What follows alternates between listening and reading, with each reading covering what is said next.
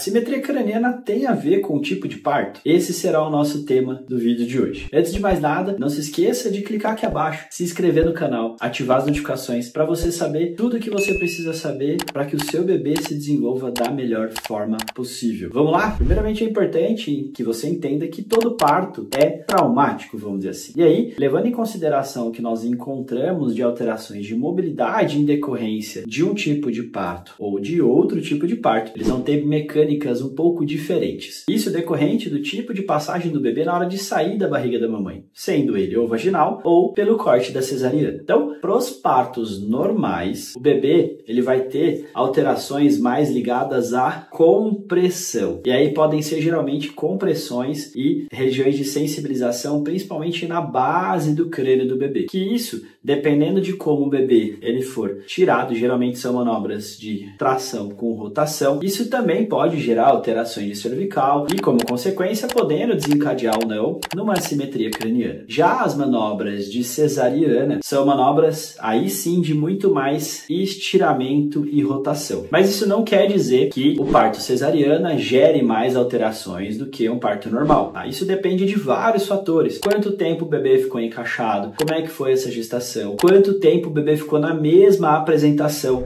que é a posição do bebê na barriga da mamãe, qual é o tamanho do bebê, se é um bebê gemelar ou não. Todas essas questões vão gerar repercussões no corpinho do bebê. E tudo isso interfere, não é somente no parto. E muita gente confunde isso porque durante a passagem, principalmente no parto vaginal, no parto normal, os pais acham que a questão de apertar a cabeça do bebê é o que acaba gerando essas alterações no formato da cabecinha do bebê. E não tem nada a ver uma coisa com outra, porque na verdade essas ranhurazinhas aqui, ó, então a fontanela, a moleira, que você tem a superior, você tem a posterior, na lateral você tem também algumas moleirinhas que são as junções de 3 ou mais ossos. Ok? Isso, junto com essas ranhurazinhas menores, que são as suturas cranianas, elas fazem com que haja uma sobreposição desses ossos e com que a cabeça do bebê consiga se moldar para passar no canal vaginal da mamãe. Isso é completamente diferente do que ocorre no mecanismo de lesão das assimetrias cranianas. Isso é uma questão de muito alta intensidade e pouco tempo. Curto período de tempo. Ou seja, essas alterações ligadas ao parto, tanto cesárea quanto ao parto normal, geralmente eles vão se normalizar algumas horas após o parto. E aí, esse próprio crânio, esse movimento que existe, no corpinho do bebê e no nosso também, já vai ajudar na drenagem dessas alterações e, como consequência, nessa normalização do quadro clínico. Salvo quando são utilizados instrumentos para auxiliar nesse parto, como é o caso do vácuo extrator ou do fórceps. Que é muito importante dizer também que isso só é utilizado em casos específicos nos quais o bebê já está apresentando algum tipo de sofrimento fetal. Então é muito direcionado e muito específico a utilização desses aparelhos. Aí sim você pode ver formação de alguma bolsa, de algum, como se fosse um galozinho na cabeça do bebê, ou de algumas marquinhas relacionadas ao fórceps, por exemplo. E essas bolsas geralmente acontecem com a utilização do vácuo extrator. Tirando isso, esses crânios eles geralmente vão se normalizar de uma forma muito rápida e muito tranquila após o parto do bebê. Já nas assimetrias cranianas, o que acontece é totalmente o contrário. É uma posição mantida na mesma forma por muito tempo. O que vai acontecer como consequência? A cabeça do bebê é como se fosse uma bexiga que você está enchendo com água. Pensa dessa forma figurativa. Concorda comigo que a cabeça do bebê ela vai crescer onde ela tem liberdade de crescimento. Então, na verdade, a cabeça do bebê não amassa no parto. Então,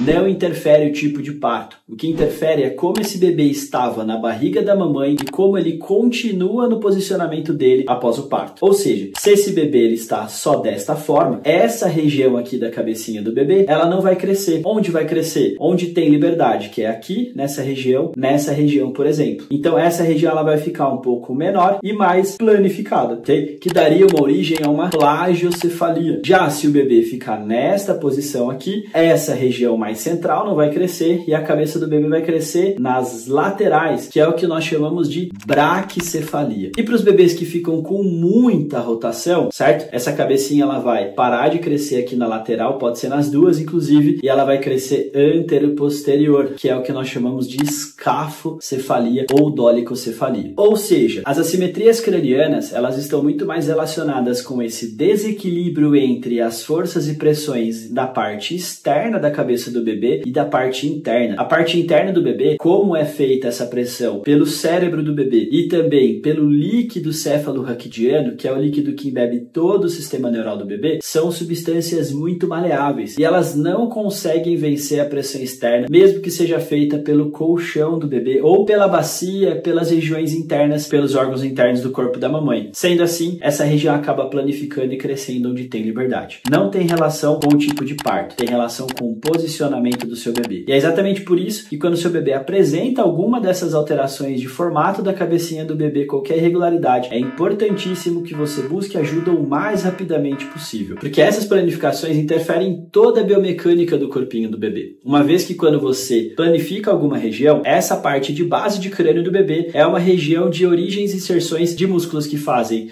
inclinação, rotação, extensão e flexão de cervical do seu bebê. E vai dificultar muito em várias questões relacionadas à parte de desenvolvimento motor do seu bebê. Se ele não consegue movimentar esse pescoço com qualidade, ele vai apresentar algum tipo de atraso ou ele até vai conseguir se movimentar, mas de uma forma não eficiente, não eficaz e com alguma compensação. O que pode gerar lá na frente repercussões de atraso motor, alterações do sistema de ATM do seu bebê, torcicolos de repetição, posicionamentos alterados, alterações posturais e várias outras questões como estrabismo, alteração de mordida e várias outras repercussões tanto na parte física quanto na parte somatoemocional do seu bebê como consequência. Além da parte estética. Ninguém quer que seu bebê seja tirado sarro na escola, sofra bullying porque ele tem a cabecinha tortinha. Então é extremamente importante procurar ajuda o mais rapidamente possível. Não volta sozinho, precisa de técnicas específicas para devolver mobilidade para o corpinho do seu bebê, que a osteopatia ela acaba fazendo de uma forma magistral e ele precisa de acompanhamento de fisioterapia para conseguir executar os movimentos que ele não vinha conseguindo realizar. Esse é o conteúdo que eu tinha para trazer para vocês, eu espero que vocês tenham gostado. Se você quer mergulhar um pouquinho mais nesse conteúdo, saber como ajudar o seu bebê para casos como esses das assimetrias, na nossa mentoria para mamães MTA online, eu ensino todas as técnicas para você avaliar o seu bebê e tratar aí da sua casa para os casos que são mais leves, casos severos e moderados, o melhor tratamento é sempre o presencial. Mas, para casos leves, a gente consegue ter um sucesso muito legal no acompanhamento dessas mamães. E também para você acompanhar todo o desenvolvimento do seu bebê. São 2 anos de acompanhamento pelo valor de uma única consulta. Então você consegue acompanhar e tratar o seu bebê aí da sua casa para que ele se desenvolva da melhor forma possível. Eu espero que você tenha gostado do vídeo de hoje. Não se esquece de clicar aqui abaixo, me seguir, ativar as notificações para você ficar sabendo de todas as novidades aqui no meu canal do YouTube. Um beijo grande.